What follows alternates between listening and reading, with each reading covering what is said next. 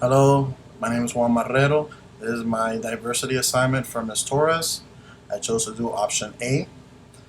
I went to a mall and a handicap with a wheelchair.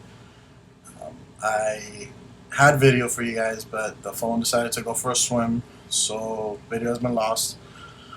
It was my friend's phone, and um, right upon entering the mall, I had already difficulties. Obviously, I didn't park in the handicap spot, but when I got into the wheelchair, my friend was pushing me, and it was already difficult for us to find an entrance. We parked in the back garage of Dayland, and we had to go about three entrances down so that we were able to find a ramp for me to go up. My friends wanted to take me up the stairs, but we thought that wouldn't be handicap sufficient. That somebody wouldn't really do that.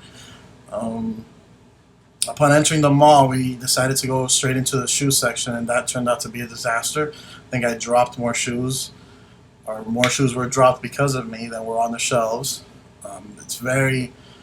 It's not handicap accessible. Let's start with that. Let's say it like that. You're not able to get around easily the mall or around something. We were at Macy's, so it's not easy to get around Macy's, for example, to to look for shoes.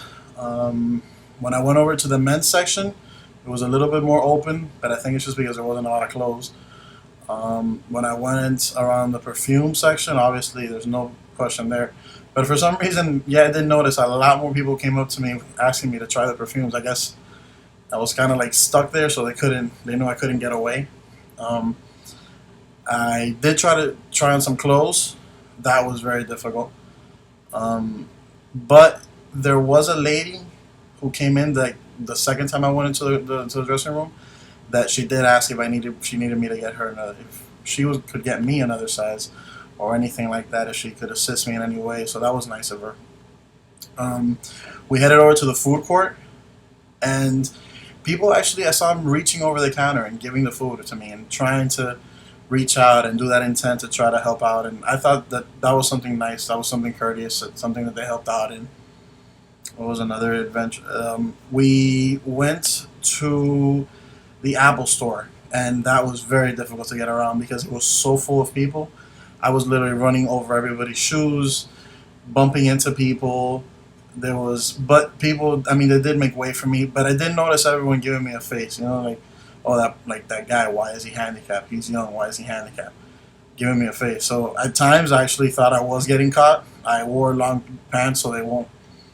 I can conceal my legs so they can think it was disability. I was asked at one point what happened to me, my reaction.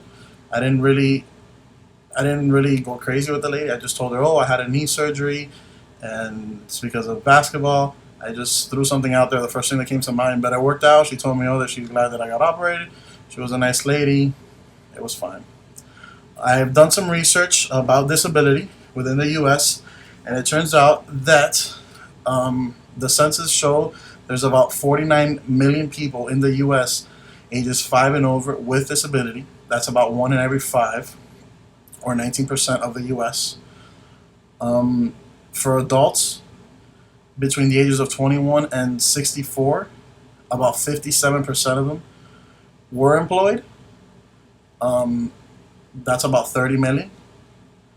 And the employment rate that they had, I mean, the jobs that they had, I'm sorry, were basically jobs like cashiers, jobs that would require them a sit down position because it already is accessible to them.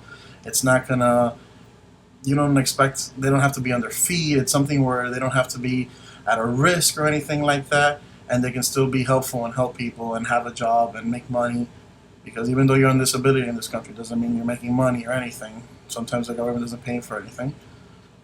The I personally have my grandmother who is disabled because she is just too old. It's very difficult, I know, to get around with her. I can imagine her herself how horrible it must be after so many years of walking. Now in the last 3 years she can't walk and she needs to be taken around in a wheelchair. Personally, to me, seeing this makes me makes me want to actually reach out to handicapped people and help them even more. Make sure they're comfortable. Make sure they can get around. If I was a manager, I would definitely consider hiring a handicapped people because I think that as long as you set your mind to it, there's nothing you can accomplish. So, in conclusion, basically, the world is hard enough as it is. Imagine being handicapped in it. For those of you out there, I mean, I think just human nature. If you see someone handicapped or someone that needs help, you should want to help them. And it's something that should come naturally to anybody. To me, it does, at least in my case personally.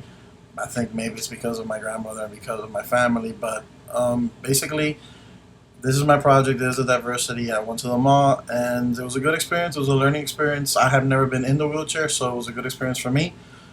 I didn't enjoy it. I was honestly embarrassed half the time, more than half the time, and my friends laughing. I crashed into a few walls, but it's fine.